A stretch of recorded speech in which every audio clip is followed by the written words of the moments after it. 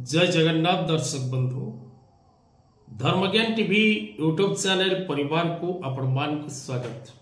जो मित्र माने ये चैनल लाइक शेयर और सब्सक्राइब करी नांती समाने लाइक शेयर और सब्सक्राइब करबा को कदापि भूलंतु नहीं। जो माने ए कार्यक्रम टी को देखुचंती जय जगन्नाथ, जय मां सरला, जय मुक्तेश्वर, जय गोरखनाथ, जय बजरंगबली लिखा को भूलंतु नहीं।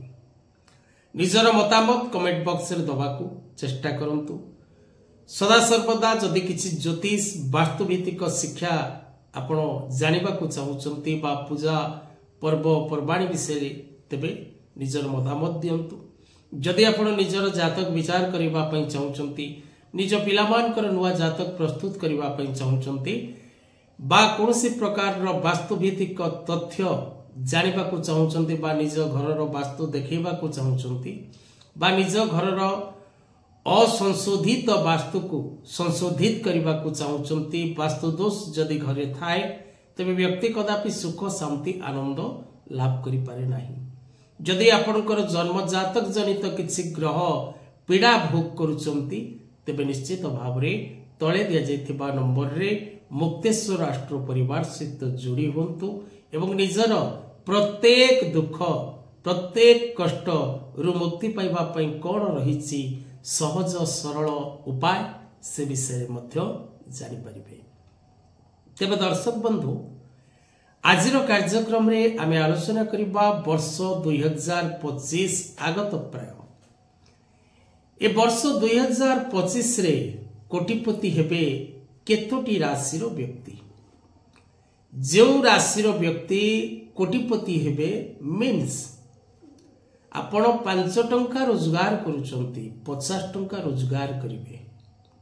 तेनो जणे 5 टंका रोजगार करूची जदि 50 टंका 10 भाग अधिक रोजगार करि पारला निज निजर शक्ति अनुपात रे व्यक्ति धनपति, लक्षपति, कोटिपति, आरबपति, खर्बपति, पद्मपति हे पारे।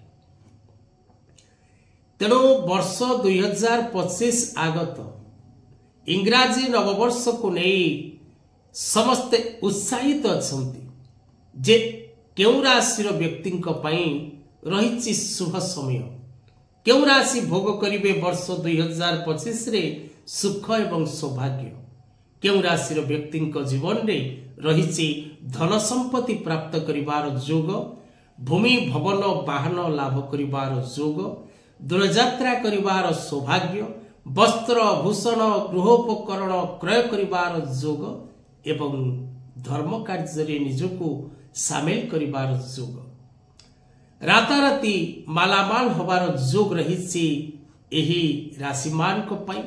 विशेष करी 5टी राशि व्यक्ति वर्ष 2025 रे अत्यंत शुभ फल लाभ करिवे एथिरे कोनोसी संदेह नहीं।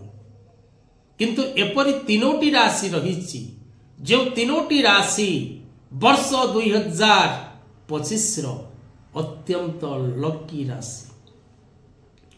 हाँ दर्शक बंधु कारण 2025 एपरी एक वर्ष अनेक वर्ष परे एपरी महावर्षर समय आसी थाए धरा पृष्ठ रे। कारण प्रायतः सबु वर्ष रे नवग्रहंकर गोचर हेई पारे नाही। किंतु वर्ष 2025 एपरी एक वर्ष जो वर्ष रे 9टी ग्रह गोचर करिवे। मुख्य ग्रह देवगुरु बृहस्पति 15 मई 2025, महाग्रह शनि 29 मार्च 2025, मायावी ग्रह राहु 18 मई 2025, मुख्य प्रदाता ग्रह शुभकर्म करैबार ग्रह संन्यास दबार ग्रह केतु 18 मई 2025।